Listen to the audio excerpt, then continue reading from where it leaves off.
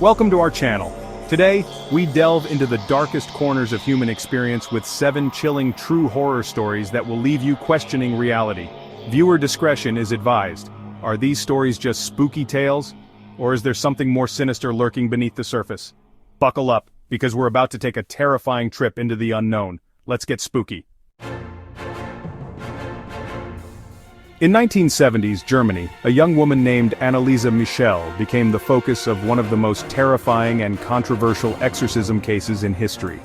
Plagued by seizures and increasingly disturbing behavior, Anneliese's family, devout Catholics, feared the worst demonic possession. Over 10 grueling months, Anneliese endured a staggering 67 exorcism sessions. 2 priests, armed with faith and holy water, battled what they believed was a malevolent force trapped within her. The exorcisms, recorded and later made public, painted a chilling picture of Anneliese's suffering. Her voice changed, contorting into guttural growls, and she spoke in tongues, spouting blasphemies that chilled everyone to the bone. Sadly, in 1976, Anneliese's tormented soul found peace, but not in the way anyone had hoped. She died from malnutrition and dehydration, a direct result of the grueling exorcisms. The case sent shockwaves through Germany and beyond, raising questions about the nature of faith, mental illness, and the very existence of evil.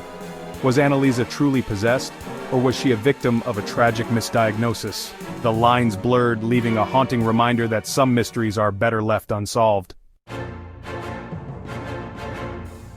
This story takes us to the quiet suburban town of Amityville, New York, where a beautiful Dutch colonial house stood as a beacon of normalcy.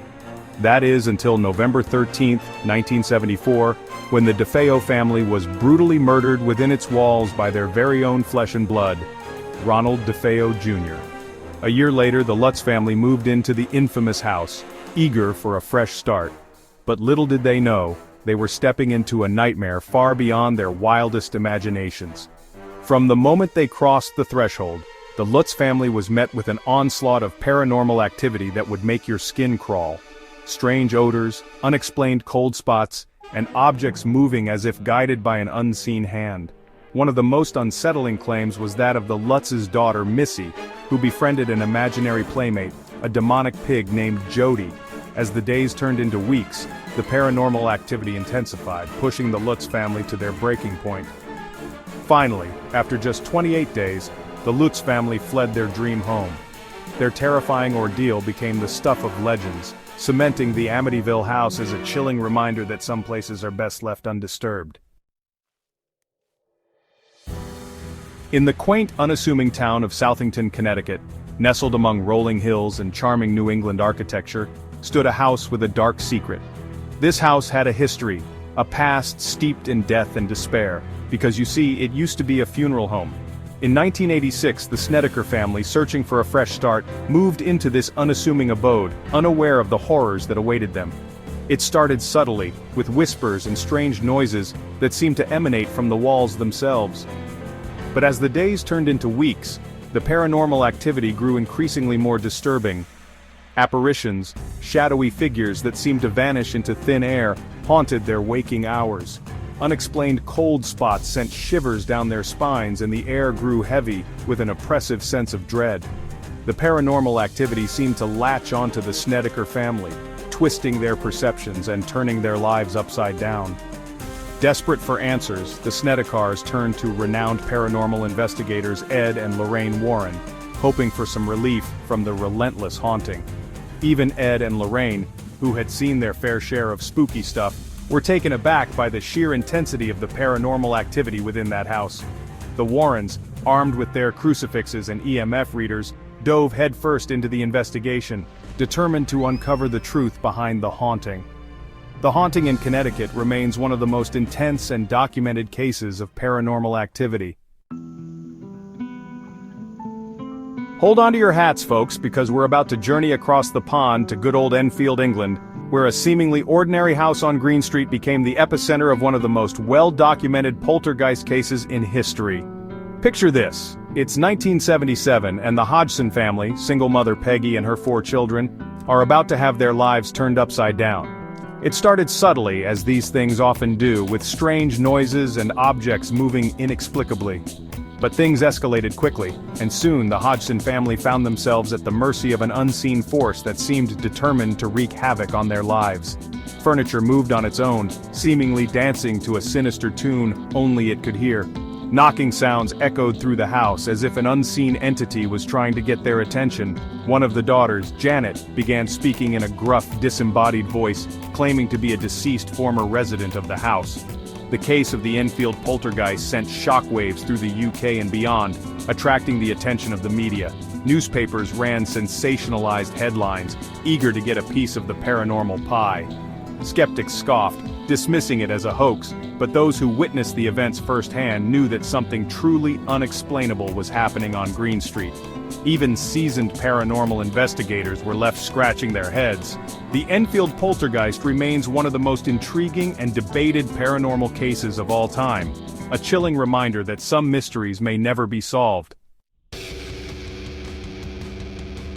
Chapter 5. The Bell Witch Haunting. Hold on tight, because we're about to take a trip down south to Adams, Tennessee, where a sinister legend was born in the early 1800s, the tale of the Bell Witch. This is a story about a malevolent entity, a force of pure darkness that tormented the Bell family for years. The patriarch of the family, John Bell, was the primary target of this unseen tormentor. It started subtly, with whispers and strange noises that seemed to follow him wherever he went. But as the days turned into weeks, the entity grew bolder, its actions more sinister. Imagine this. You're sitting in your rocking chair, minding your own business, when suddenly, you're slapped across the face by an invisible hand. The Bell Witch wasn't content with just physical attacks. It would speak to the family in a disembodied voice, taunting them, threatening them, driving them to the brink of madness. Neighbors claimed to have heard John Bell engaged in heated arguments with the entity, his voice filled with a mixture of fear and anger. The entity started targeting John Bell's daughter Betsy, seemingly intent on breaking up her engagement to a local boy. The torment continued for years, casting a dark shadow over the Bell family and the entire community. And then, just as suddenly as it started, the torment stopped. John Bell died under mysterious circumstances, and while the cause of death was never officially determined, many believed that the Bell Witch had claimed its final victim. Chapter 6. The Dybbuk Box. Okay folks, gather round because this next story is about a seemingly ordinary object that's anything but. We're talking about a small, unassuming wine cabinet, the kind you might find at a flea market or antique shop. But this isn't your grandma's old china cabinet, this is the infamous dybbuk box. A dybbuk is a malicious spirit from Jewish folklore, kind of like a restless soul that's taken up residence in an object. The story goes that the box originally belonged to a Holocaust survivor who accidentally trapped the dybbuk inside during a seance.